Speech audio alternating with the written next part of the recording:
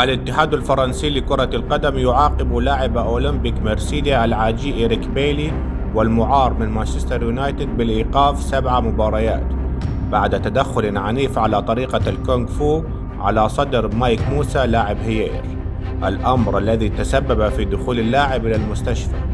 وعانى اللاعب من كسور في الأضلاع وآلام في الرئة والكبد.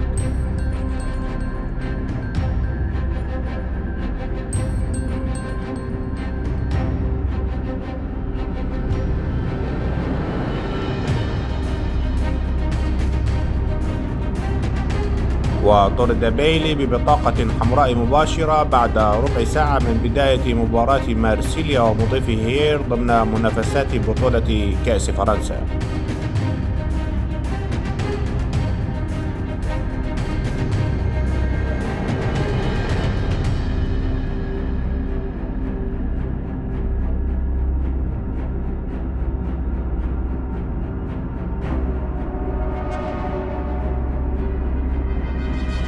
وانقسم الخبراء والجمهور بين مؤيد ومعارض لقرار العقوبة، حيث انتقد كل من مدرب مارسيليا وديدي دروغبا القرار معتبرين إياه قرارا قاسيا.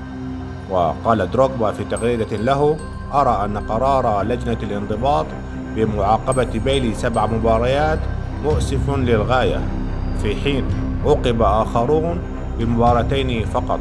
هل من تفسيرات؟ قسم آخر من الجماهير طالب بإيقاف اللاعب مدى الحياة أو حبسه أو تعليق المشنقة له بسبب هذا التدخل الذي لا يمت بكرة القدم بصلة.